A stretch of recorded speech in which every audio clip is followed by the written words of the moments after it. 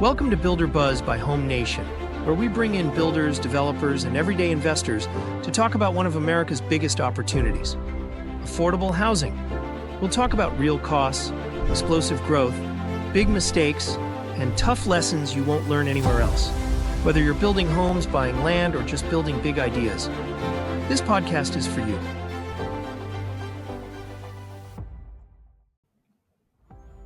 Hi everyone, today my guest is Steve Doyle with Focal Point Coaching.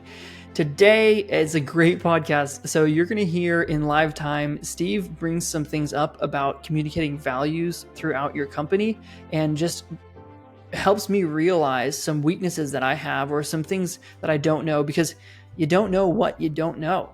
So unless someone communicates, hey, here's how you do it right, it's not necessarily you won't necessarily find out how to do something right. So you're going to hear live time in this podcast where Steve brings some things to light that I've previously didn't understand.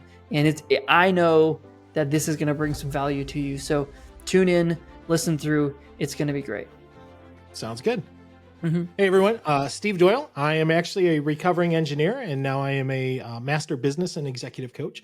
We actually walk alongside business owners and leaders to help them work with their teams to make things either from a product and process standpoint more efficient, focused on an ROI from both the people side, but also the financial side. Yeah. And then we get into how they work deep into the teams and how, from a human aspect, all of that helps transpire for both the owners and the leaders, but also the employees themselves. Mm-hmm. So you're working on businesses, streamline, focus, identify weaknesses, improve. What are the typical businesses you're working with? So typically I spend a lot of time in the manufacturing and commercial construction side. So when we think of manufacturing, it's mostly automotive manufacturing is what I spend a lot of my time in. Other times I'm working in the metal fabrication side that supports like the commercial HVAC side and things like that. And then we get into the commercial construction side. Yeah. So you said recovering engineer. I would imagine that plays a lot into the clients that you're helping then. Yeah. Yep. So I am a degreed metallurgical engineer. For those that really don't know what that type of engineer is, most people have heard of chemical engineer. Well, I typically deal with solid state materials. So think of steel, cast iron, sheet metal, things like that. That's what my degree is in. Okay. So why do you say recovering? You didn't like it? No, I actually loved it, but I don't fit the mold of an engineer. Most of my time, I'll actually have a conversation with you.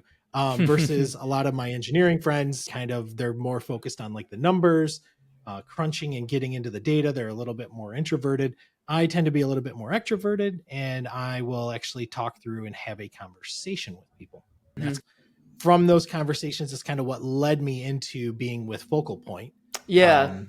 As a business coach. It's more on that people side. But now engineering is there are components that are going to help you from what you did as far as, hey, okay, I see the business you're doing. Here's how to end. Here's how you should be engineering. But running a business is different than being an engineer as an employee. So 100%. Yeah. So tell me a little bit about that, how you were able to transition into, all right, I can help you guys run your business. Yeah. So from that side, I tend to focus it's all on process. So if you don't have a streamlined process that you can be repeatable with and do things consistently with, you really don't have a business. You have more of a hobby. I dabble with this. So from the process side, that's where I come alongside. Now, there are other members on the team at Focal Point. And Correct. And when you're working with a customer, with a client, do you have multiple members assisting with that? Or is it, hey, here's your person, they're going to run you through A to Z? It honestly, everything is, think of it as a boutique firm. So depending on what the need is, sometimes you're going to deal with one person, sometimes you're going to deal with multiple people, and they're different people throughout the phases or the process of the life cycle or whatever that agreement is. So honestly, it all just depends. So you're working with processes specifically for manufacturing, and someone will come to you and say, or maybe someone else on your team comes and says, hey, I've got this customer, they really need help figuring out how to reduce the time for them to build XYZ product. Mm-hmm. And you say, yeah, let me have a discussion with them and we'll iron that out. What does something like that look like? What are the questions you're asking? Do you have a specialty in particular types of products? Sounds like metal, right? That'd be one of them. What is that process? Yeah, for me, the process is it's very simple, and it's just being very curious. It's really why does this need to be solved? Let's really get into the real why. What's the impact that this is going to make? Because honestly, we all have different problems, but I'm an entrepreneur, I'm a business owner. Not all problems are worth solving in a timeline. So we really have to identify, is this something that really needs to be solved? And is it going to make an impact? And whether the impact is a bottom line, like a financial impact, is this a feel-good impact? Those types of things. We sort through those things. The rest of it really comes down to how many people, who's involved. Because is this a top-down approach, or is this a kind of like, hey, this is what we need to do and we need to get the team engaged approach? We've been involved in both. I will tell you, the top-down approach, while it does work, you don't create buy-in from your team, and it's not sustainable. So depending on what the problem is and who's involved and how they're involved, really depends on the scope of work that we do, if you will. Yeah. So the top-down approach doesn't create. There's never buy-in. Are you relying on your customer to create that buy-in? What do you mean? So typically it's a mandate from executives. Yeah. Okay. So mandates when they're a mandate and you don't really have buy-in, you're told what to do. Most people, they'll go through and they'll do it, but they're going to do it a little bit more begrudgingly, if you will. And they're really not going to do it with a level of passion that they would when it's more of an employee, a bottom-up approach, or kind of when there's true buy-in. Yeah, but if they understand the why, you're making sure that they understand the why. Most times, from a top-down, bottom-line perspective, people understand it's about the money. We need to generate the money. Who gets the money? That's where most people are like, yeah, I'm doing this. And some people will say from a top-down, well, you get a bonus, right? It's all based on, hitting this metric, right? Okay. Most people are smart enough to know who gets the percentage of the pie. So we do things I would say a little differently. So, okay. So you're saying that the lower tiered employees are not incentivized to follow through with these types of changes most often, right? In most cases, you've seen they're not incentivized because they're not getting enough of a bonus, or they're just like, it doesn't really matter. I clock in and clock out. There's a lot of assumptions that all employees are financially motivated, which is actually a false, incorrect assumption. So typically top-down approaches just do a blanket, hey, we're going to do this because it's going to make a financial impact. And people will figure out ways to kind of spin it or tailor spin it to, hey, let's get everybody to actually go execute this. And some managers do it better than others, but those that do, so when we are working with companies, we truly try to get at a true person's why, help a manager understand everybody's why, which is all different, to help them achieve that common goal. So we have to come back and spend time with the employees and with the management team to truly understand what motivates, what is getting people to tick. Man, that just sounds like so much headache. What, top-down approach, or doing it this way? With what you're just describing there, you got to go and find out their why. And it just sounds like, now correct me if I'm wrong, I could be misunderstanding, but it kind of sounds like pampering and trying to package this thing up and present it to get look, you're my employee. You're supposed to do what I say because I pay you. There you go. It should be that straightforward. It would be nice if everybody thought that way. Not everybody thinks that way. You're in that more certain type of mindset. There's an expectation, a trade. I am trading money for services. Correct. Right. And at the end of the day, there is a group of people that are huge ROI people. They focus on efficiencies and things like that. We have that, and I can be one of those people because I did believe that at one point is, hey, I'm paying for a service. You're going to deliver that service. This is what I expected that service. And because you delivered on what I expected, here is the pay that's equal to the service that you delivered. Unfortunately, people are more complex than paying for service. There's a group of people that want to make sure that the service that they're providing is done with a purpose that fits what they believe in. So now it's a little bit different than just a transactional approach. Okay, can you give me an example of how you solved figuring someone's why to get them on board when that why was not transactional? So from a non-financial perspective, so we have in the past, typically when for certain clients, they will try to financially motivate everybody. Like, hey, if we achieve this job at this time, if we deliver what we said we need to deliver by then, everybody can get a 10% of this portion of money. Okay. So let's say that 10% is overall, if we hit this target, the company earns 100 grand more. And I'm willing to give 10% of that to the back to the employees if you hit that timeline. Okay. So 10% of that, you're going to have 10 grand goes to the all employees. Now of that 10 grand, and let's say you have 10 employees, and if you distributed it evenly, everybody gets $1,000. So over, let's say 6 months, you're going to work extra hours. And let's say they all get overtime for whatever reason.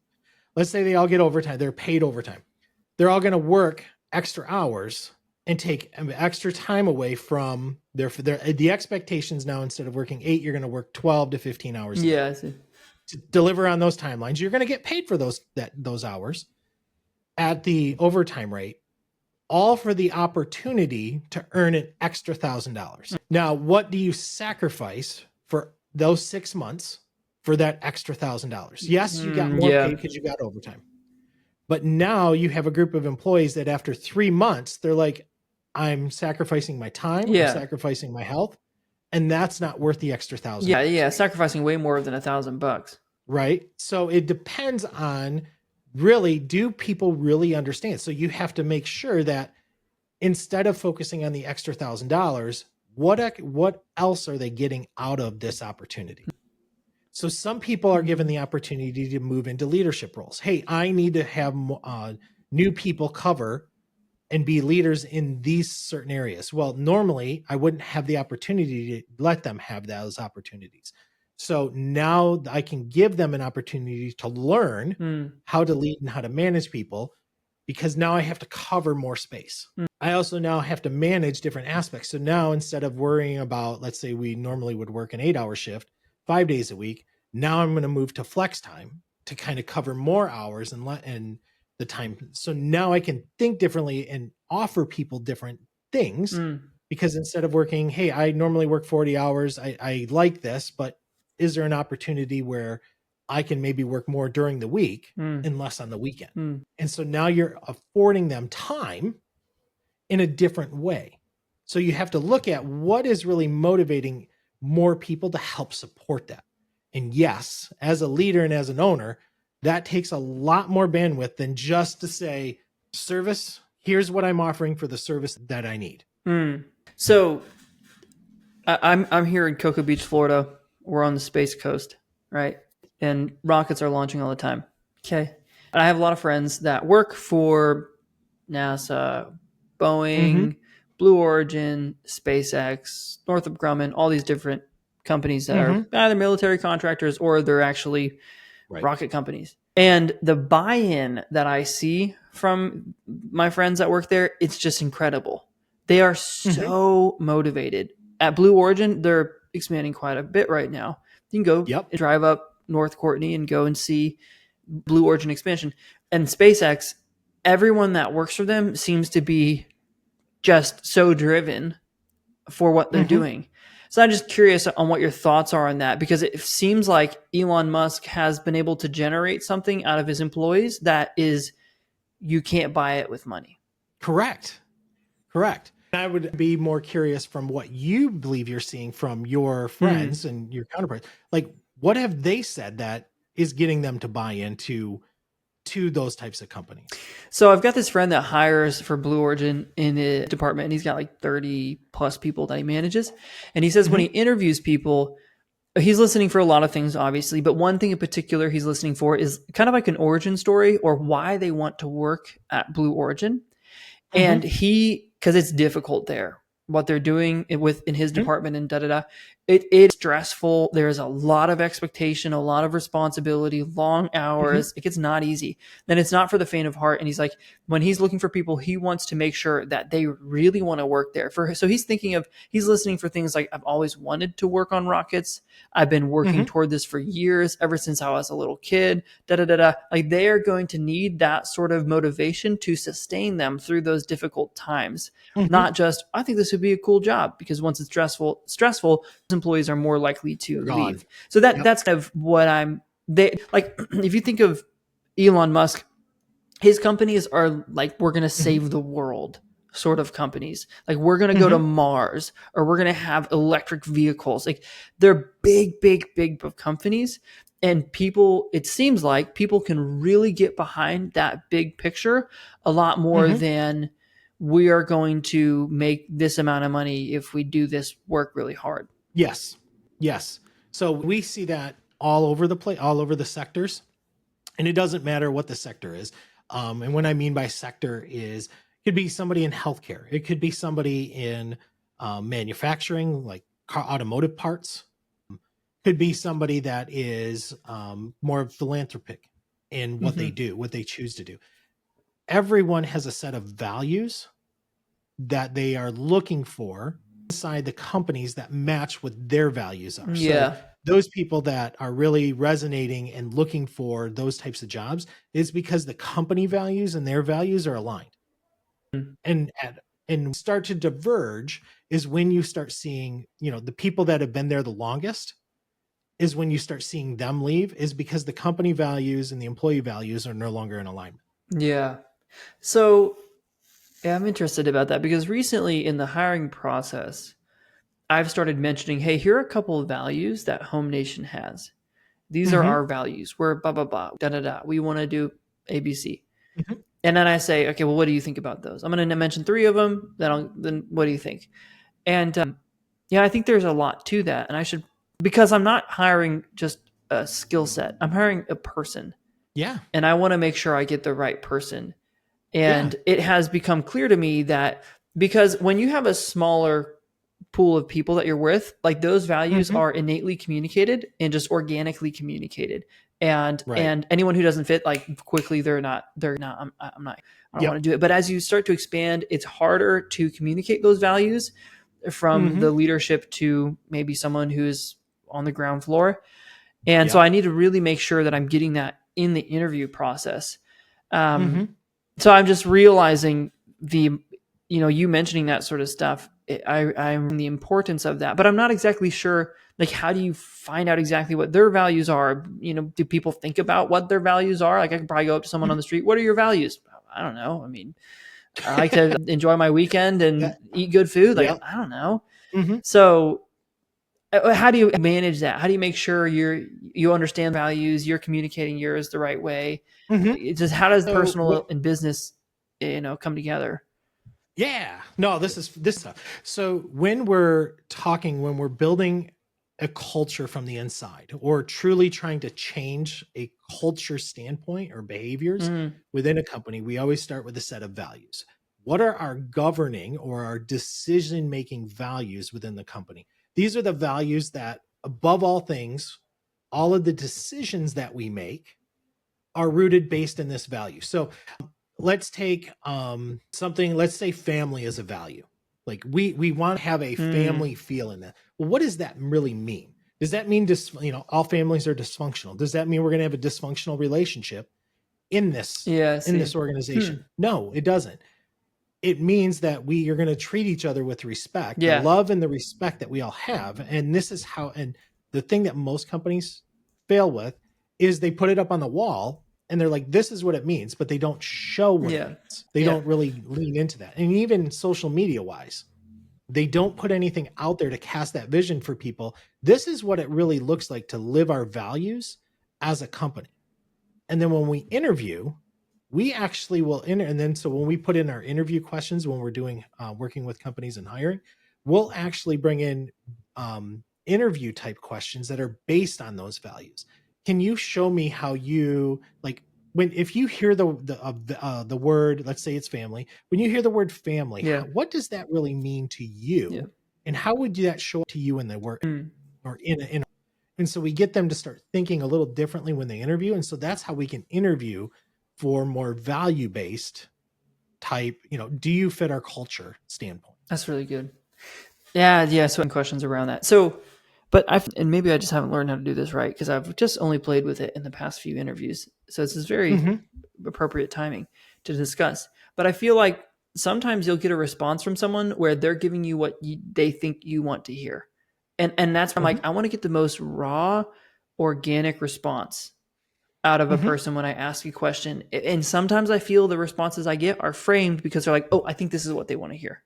So I'd challenge them. Why not? You're interviewing them as much as they're interviewing you. Yeah. So I personally will kind of flip. I will flip it and have them rephrase it in a different way.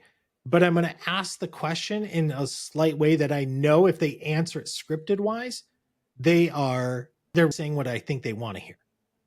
So I really want to get their personal. So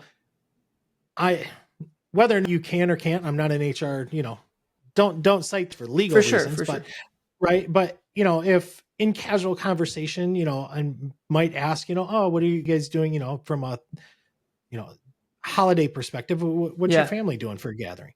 Once you find out from a family perspective, well, then ask them a family-based value question, or, the value around that, just to see how they would phrase it on their personal experiences.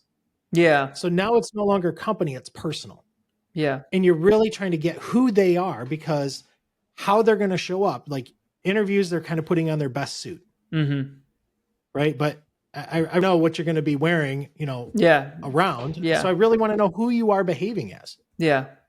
That's really good. So that's how I typically will do the interview type questions. Yeah. So do you businesses because you said you work mostly on processes, but this is gold, what you're talking about, interviewing and value-based interviewing, which is a key component of the interview. Do you have businesses in that as well? Because it's a process. Yeah. Yeah, it is. It's when you treat things, when you look at, so unfortunately, I see everything as a process. Everything that you want going from A to B, whatever A to B is, there are certain steps to take. Some are very clear, some aren't. Interviewing in this manner isn't always clear. So we come alongside and we help people show, hey, these are the stepping stones to take, but you're going to choose that path to take. And ultimately, you're going to hire the candidate that's the best candidate. So we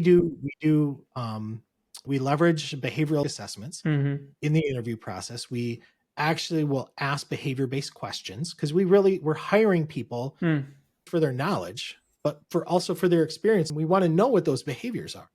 So we will help the agreements that we have. Sometimes we're deeply embedded in the conversation. Sometimes it's more of a, hey, this is the process. This is what you need to do. You clearly understand this and you can go do it on your own.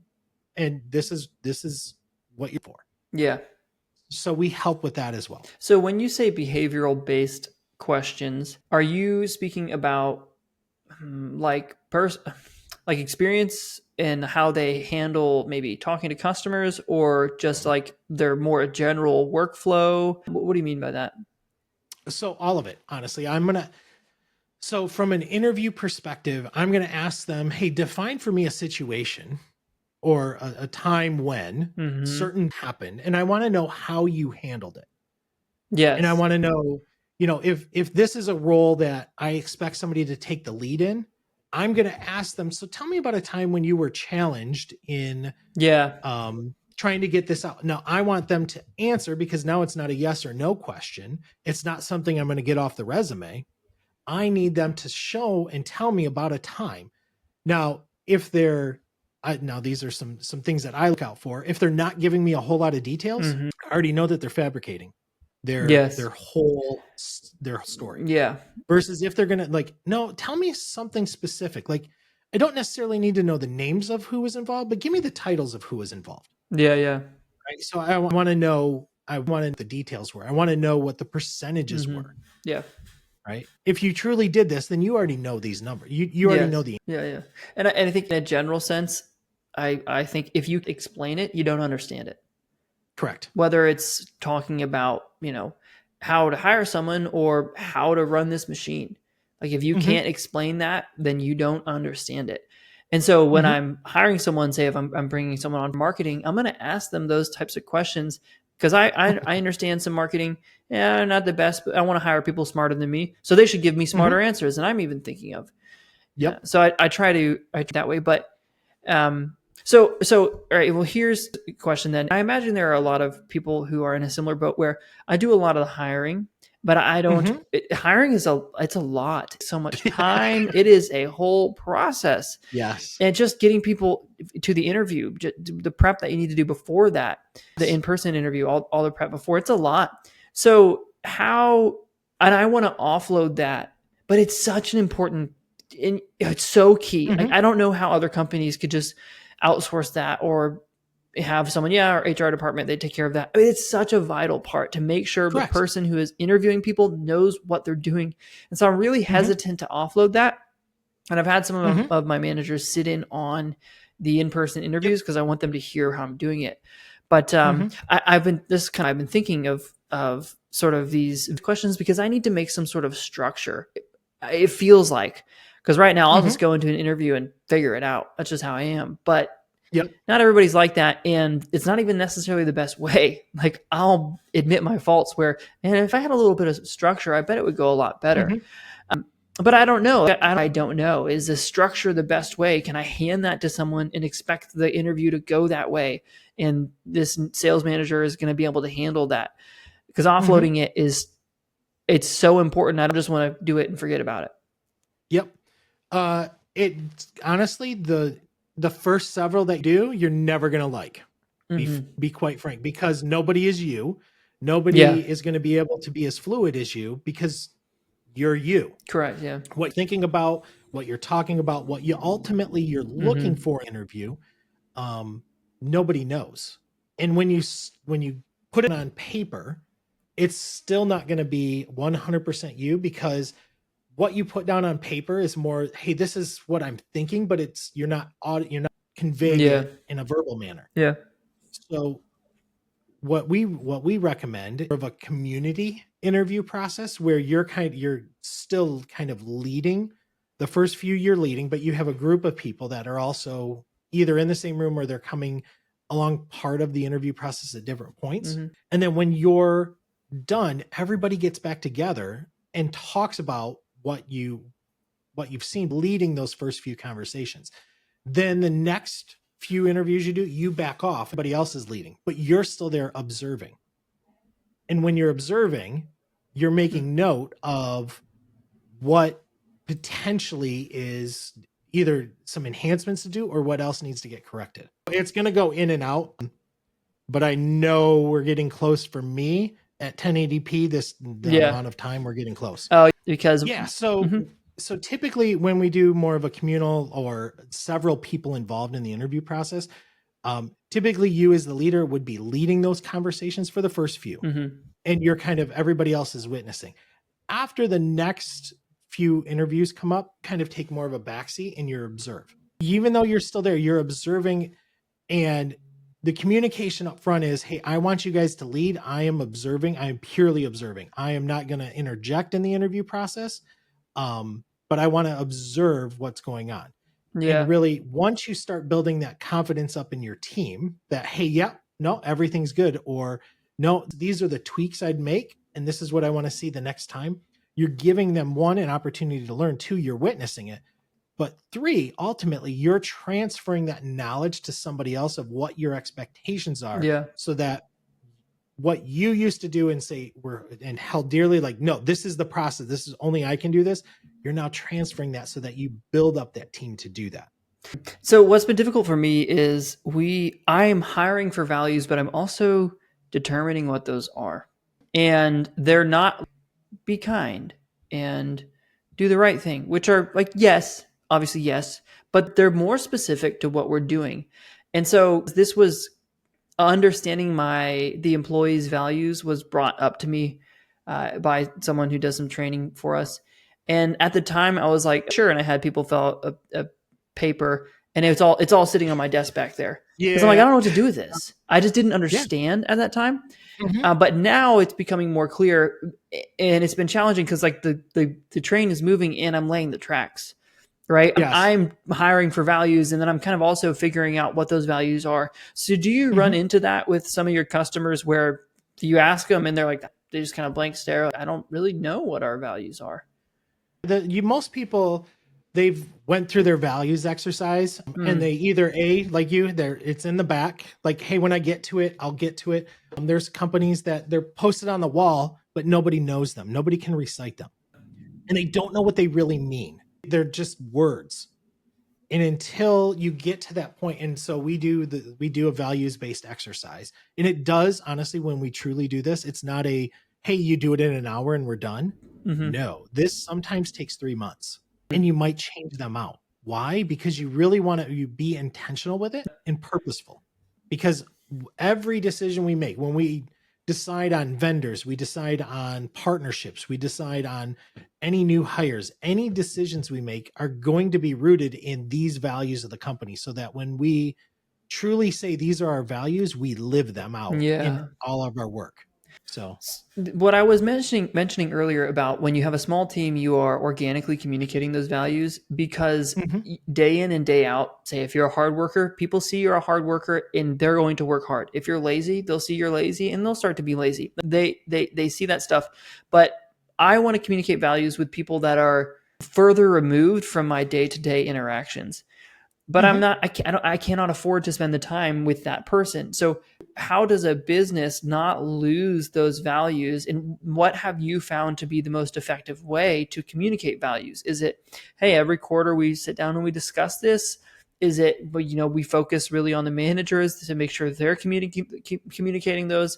Is it something else? How do you make sure those values aren't just on the wall and people forget about them? That's fantastic, because this is where most people fail, because they leave them up on the wall, but two, they talk about them once. And what we have found works extremely well is in every meeting, pick a value or a point of culture to talk about, and have people share where they've seen people demonstrate this. That's so good.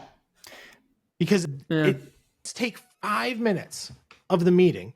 Now, for me, because I'm so focused on ROI and efficiency and stuff, where do I want to put that? I actually put that at the beginning of the meeting before we talk through numbers. Because if our values truly mattered, they're not the thing we do last, they're the thing we do first. Yeah. So see, it's so good, because sometimes it's like the answer is right in front of you, but there are so many possible answers. The question is, how do you do this most effectively? There's like 1,000 different ways you could do it most effectively, but there's one really good answer. And so it's like I'm looking at a dictionary of solutions. I'm like, man, I don't know what to do. And you're just like, boom. And you just pick it out and say, that's one of the most effective ways. So how have you found that? How have you seen that with your clients be effective?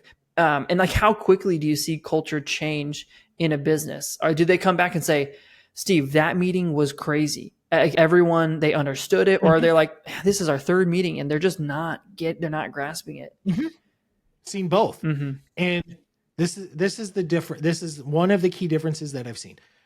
When it's pushed from the top down, it's typically when it takes the longest, because there's so much resistance from the employees, because they're watching what the up is doing and not doing. Do as I say, not as I do. Well, then why should I be doing this? Especially when we're talking values. When it's put on and the employees truly get it and they truly understand and they see you're doing it, within a month, you start to see a turnaround. That's so good. That's amazing. That's really amazing. What would you say? Sorry. Go ahead. No, go ahead. What would you say the size of a typical business you're working with, or do you see a difference in how long it takes for a business to turn around based on the amount of people they have, and how big of a difference is that? Size wise, obviously the larger the company, the longer it takes. And like we're talking like thousands of employees. If you're in the under 10, it can happen fairly quickly. Yeah. If people are willing. Under 100 people, if people are willing. It's now you know who's bought into the company and who hasn't. Yeah. Once you start getting into the thousands, now it's